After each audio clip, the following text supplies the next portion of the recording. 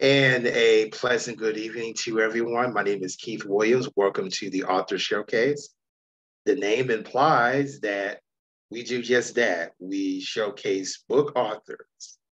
There's many people that have written a book, and this is the place where you get showcased, uplifted. We're showing you some love. Also, if you are a blogger, you do video blogs, we got you. We are even beginning to interview musicians because they're authors as well, just on the music side. And if you are a publisher and you have a publishing service that you want to put out there, we got you covered too. So that's what the Author Showcase is about. And so today we have another great author with us today. His name is Jeff Bernier. Jeff, welcome to the show. Well, thank you. Thanks for having me. My pleasure to be here. So first of all, tell everyone who you are and what you do. Yeah. So again, my name is Jeff Bernier. I am the founder and president of a wealth management company in Alpharetta, Georgia, which is just a suburb of Atlanta. The name of our firm is TandemGrowth Financial Advisors, and we coach families, helping them create the clarity and confidence to live a great life through sound wealth management. And after I'm in my 37th year of doing this, so after 36 years of doing this, I decided I wanted to write a book to share some of the things that I've learned over my 36-year journey in the profession and personally. And so the way will work is that we will talk about your book is entitled The Money and Meaning Journey. Right. And then we'll talk a little bit about the company. It's called TandemGrowth Financial Advisors, LLC. Yeah, so TandemGrowth, that's right. Yeah. So we will talk about that. Sure. If I can read this excerpt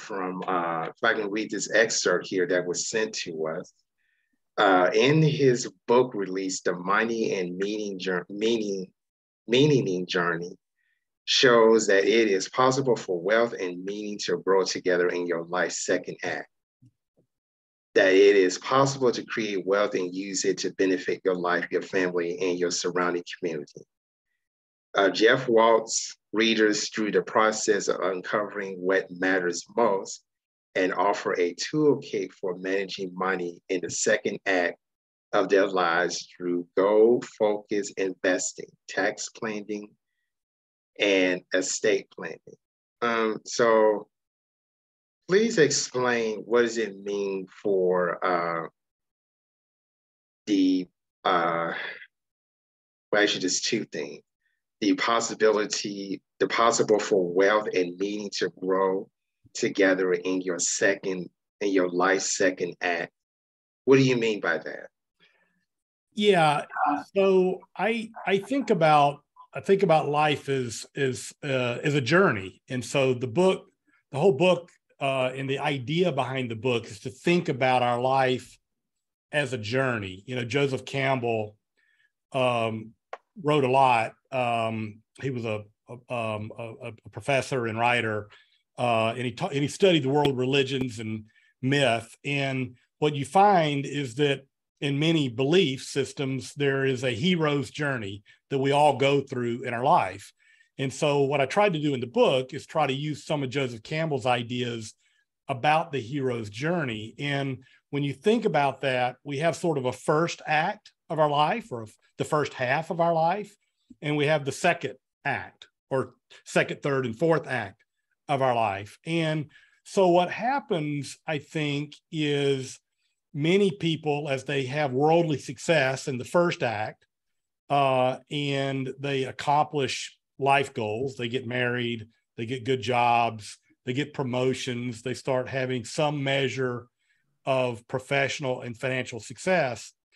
Oftentimes, as we age, once we've accumulated some means, and we start planning our, quote, traditional retirement, oftentimes what we find is that we're not terribly fulfilled in all the things that used to make us happy. So having financial security and having a bigger home and having country clubs and taking nice vacations and moving into retirement might not give us the kind of joy and meaning that we thought it would. And so as we reach midlife, we're in a very dangerous place as we start strategizing the second half. And so the idea in the book is, as you start moving into that second act, how do you get prepared to make the second act better than the first act by having a life not only of financial security, that's the money, but you also have meaning and purpose and joy in your life. And so the premise that I have is that we were all created by God or a creator or whatever your faith background might be for a purpose. And that life's journey is largely about uncovering that purpose. And what we try to do in the book and what we try to do in our work is to try to help people get the money out of the way. In other words, deal with the money issues so that you can go pursue what you're called to pursue. So the general idea is, how do you create the means necessary to go live freely, to go pursue your vision of a meaningful life? And so that's kind of where we're at. And like I said, as we move into this second act, as we've again, may have had some world of success or some titles and done some really good things, it can be empty if you're not prepared. And that's generally the idea. How do you get prepared to make the second life meaningful and purposeful and joyful? But also, how do you create the money? How do you make the financial planning decisions to create the financial capacity to go do what you're called to do? I know you mentioned things about investments, tax planning, and real estate planning. But let's be real here. What if you have someone that is low income, is considered to be in poverty, which about nearly half of the people in this country are. And you have a significant chunk of people that consider to be the middle class, not as we remember it back in the 50s and 60s. Middle class has changed as well. And we have a lot of people in America that's basically living, they're in survival mode. Mm-hmm. Yep. Okay. So what do you say to those people? Obviously,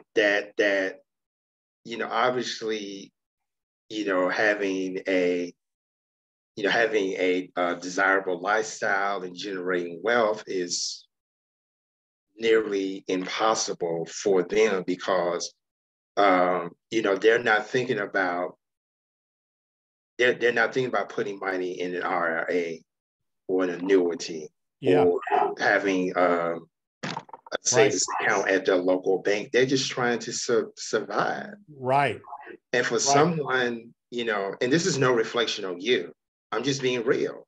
No, I get it. Someone like you to come, to someone like that and say, hey, you need to save some money. You need to, invest some of your money. Yeah.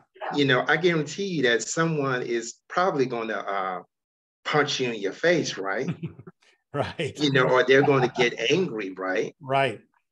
Yeah. So this is what we're dealing with. Yeah. I don't have a great answer for you. We clearly have a societal problem when a lot of people are being left behind. Some because of choices they made, but oftentimes totally out of their control. In other words, their circumstances that they were born into, and they've been unable to get out of it for a variety of reasons that aren't always their doing, obviously. So I think you are speaking to something that is a societal problem that we have to deal with. And I think, so the book really will not help that individual. I mean, I'll tell you right now, this book is not likely to be that helpful for the individual that's in, quote, survival mode. However, I think, it's easy for guys like me to be on high and give you prescriptions. I don't have any for these people that are in survival mode. What I do know is that we still live in one of the wealthiest societies in the world, and there are opportunities, but there are many left behind. And I think the question, I think, is can we figure out what makes us content, and figure out, is there a way to get enough education to earn enough income to make us content?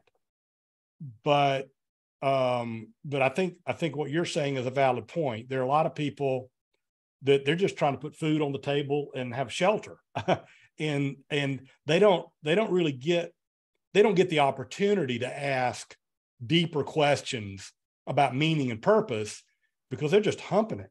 They're just trying to make ends meet. And so I guess I'm not an expert in that area, Keith. So I'm not a lot of help in that area, other than to say, I think those individuals that are in that place, God loves them, and there's still a purpose for their lives. And there's, it requires a whole different set of help with people that know how to help them access the resources that are available to them through government programs or education programs. But I'm not, you probably have resources that are a lot more expertise in that demographic than I am. So I apologize. I don't have a lot of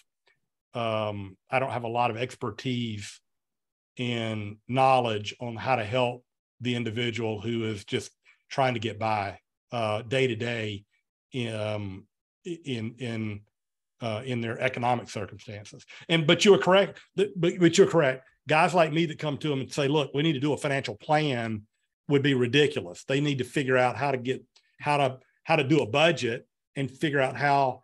I mean, my wife and I worked for a wonderful group here in Atlanta that helped some of the people in that demographic just basically do basic budgeting and help them with how to help them get out of debt, because we have a debt problem. We all have a debt problem too, because a lot of these individuals get into challenges with debt. And so how do we be, but again, it's a very difficult challenge. I'm going to say a few things and then we'll get back to, sure, what you're doing. And the reason why I'm bringing all of this up is because, we know we have a debt problem. We know we have people that are in poverty. We know that there are people just struggling to meet their needs, right? We understand that. But we also understand that mainstream media is not covering this. They're not talking about this because they don't think it's a priority. And when you have people who are successful financially, they come into these spaces and then they expect people in those demographics to be like them. And that really angers a lot of people. And then they end up charging you, okay, I know the secret to financial success, but you got to pay thousands of dollars for it. Who can do that? You hear these financial planners, these gurus, as they claim that they have the solution to get out of debt. But when you say, well, how much it is? Oh, $3,000, $5,000. I'm like, how the hell can I do that? I can't do. I'm already struggling. I'm going through financially, and you want me to pay you $5,000 for a technique that may not necessarily guarantee that I get out of debt. Right. Instead of being boots on the ground and say, okay, we got a lot of local resources that are available to you. Let's cut the red tape and let's get to the heart of the problem. Do I hear that all the time? Absolutely not. I don't hear it. Yeah. Yeah. Okay. I am, so I'm a member of a couple of associations. One is called the National Association of Personal Financial Advisors, and the other one is the Financial Planning Association. And you are absolutely right. The industry that I'm in, the fee only wealth management industry doesn't really address the problems of the demographic you just described.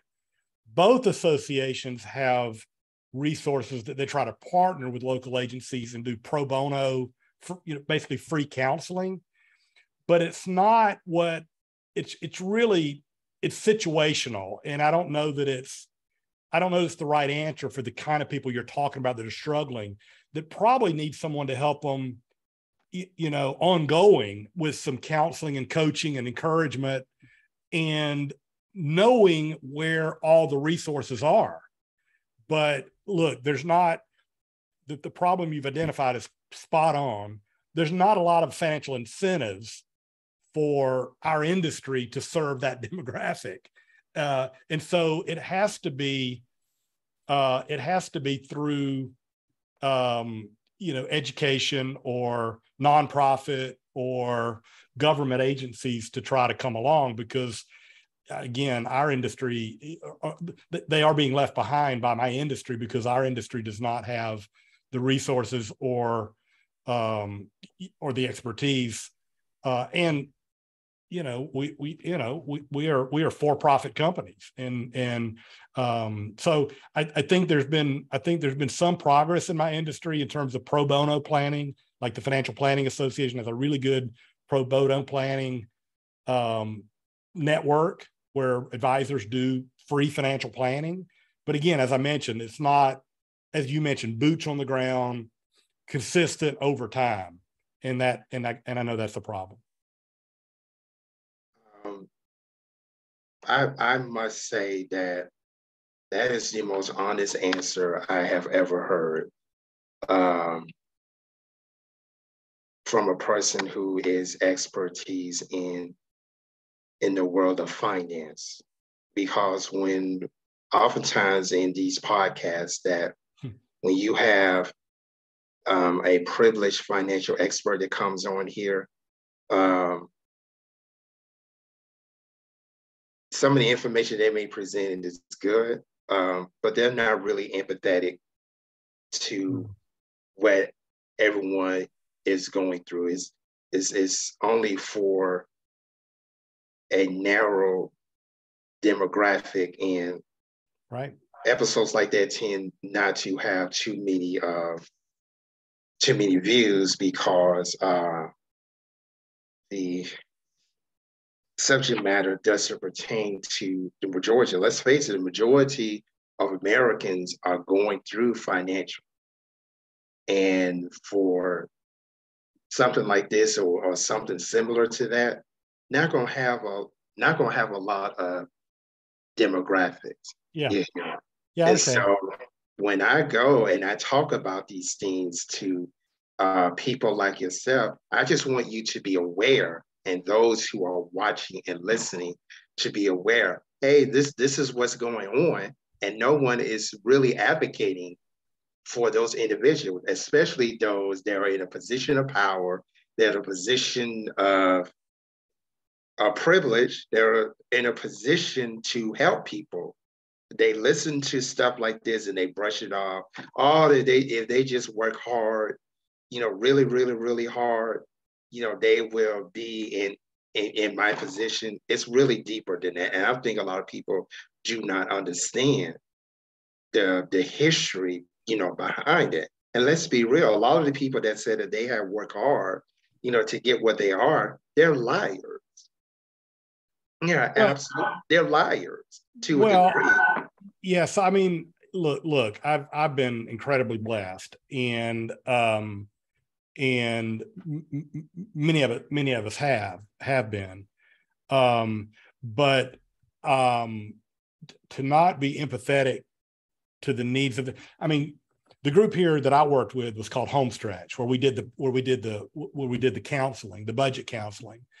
And when you look at the numbers, they just don't add up. There's just not enough coming in to meet. I mean, the only time that the individual that I coached got whole was after she got her tax refund every March. And then she had to live off the tax refund with the child credits and so forth is the only way she was able to survive the other, 10 months of the year. And because her budget was so tight. And I'm not an expert on that. I mean, I could help her with some basic financial concepts around budgeting, but she needed a whole lot more help day to day than my industry gives in terms of, financial planning or wealth management, because again, that's not the business that we're in. And so there's a huge need for more help. I agree. I'm not knocking you. I'm not.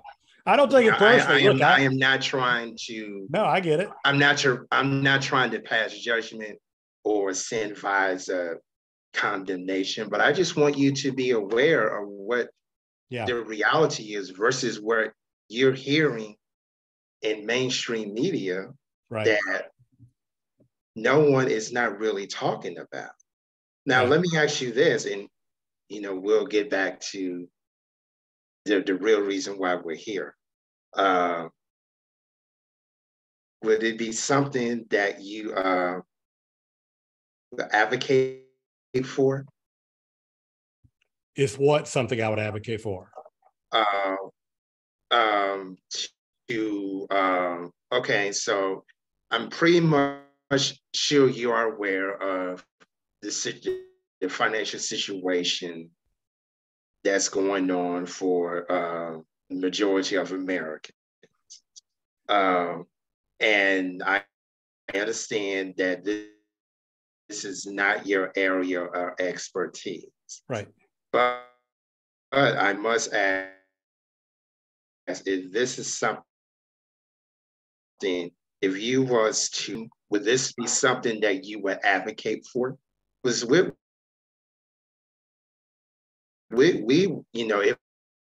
necessary, we would have a show just about what we discuss here, and we will have the experts, the actual experts to come in, and we will have a deep conversation about this. This is just a surface. But if this is something that you are willing to advocate for, well, I mean, I'm certainly advocate for people to know where their resources are and to get help. What that looks like, again, I'm not sure. But yeah, I would encourage. I mean, I would like, I mean, we're I'm our church and Homestretch here in Atlanta. I mean, I'm a big. Okay, I'm not sure. Yeah, I'm a big believer in the kind of work that they do, and I think that's what's going on here. Yeah.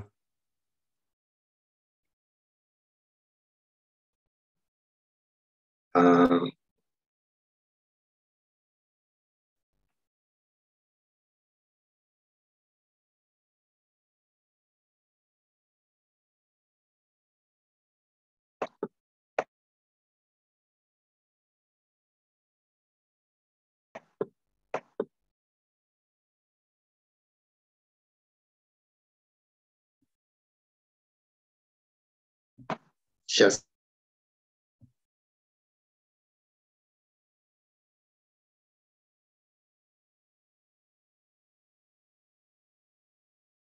a second. I Sure.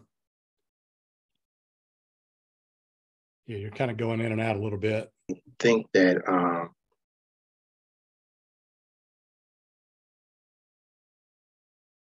we're having a little bit of we're having a technicality issue here. So just bear with us.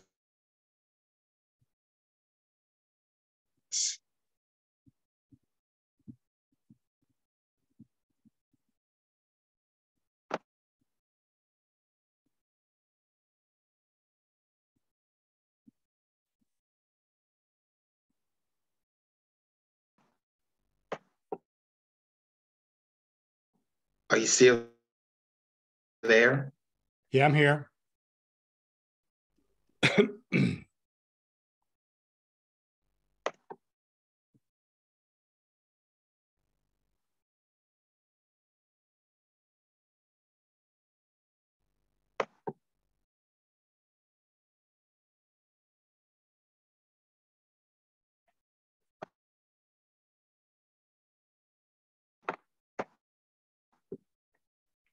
We're having a little technical difficulties here. Yeah, no worries. This normally does get back to you as soon as we can.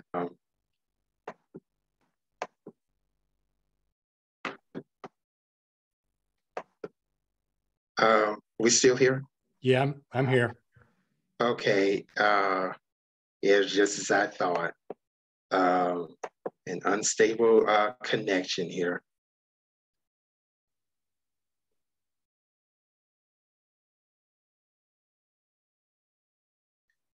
Okay, so we're going to, it's going, man.